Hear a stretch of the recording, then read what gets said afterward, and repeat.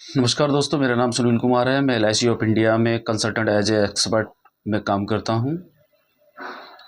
दोस्तों, मेरा कहना है कि एलआईसी ऑफ इंडिया में लोग ज़्यादातर इंश्योरेंस नहीं कराते हैं और उनका मेन पर्पस ये होता है कि मुझे क्या करना है, मैं कमा रहा हूं, मेरा सारा कुछ चल रहा है, इंश्योरेंस में मुझे क्या ज़रूरत है, मुझे कोई इंटरेस्टेड नहीं है।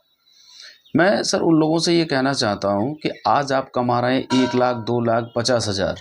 आप में हुनर है, आप में कैपेबिलिटी है, आप में वो चीज़ है जिससे आप कमा रहे हैं। आपके घर में वो जो हुनर और किसी के पास नहीं है ना, आप कमा रहे हैं। आपने कभी सोचा है कि आपके रहते हुए तो सारे खर्चे चल रहे हैं, आना जाना है, हरी बीमारी है, घर की ईएमआई है, किस्तें हैं, सारी चीज़ें, बच्चों की पढ़ाई लिखाई है, टोटल उस पे ही डिपेंडेंट है।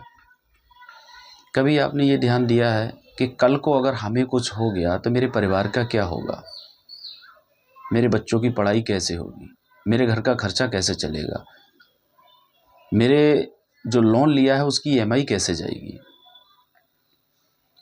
एलआईसी लेना कोई एक खर्चा नहीं है, एक ये जिम्मेदारी है।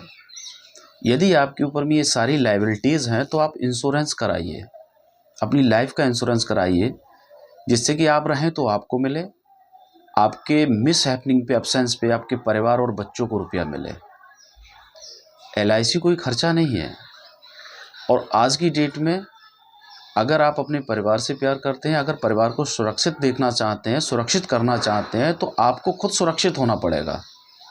जब आप सुरक्षित होंगे तब आपका परिवार सुरक्षित होगा, क्योंकि परिवार जो है उसकी डोर आपसे बंधी हुई है। तो परिवार के लिए आपको सोचना पड़ेगा।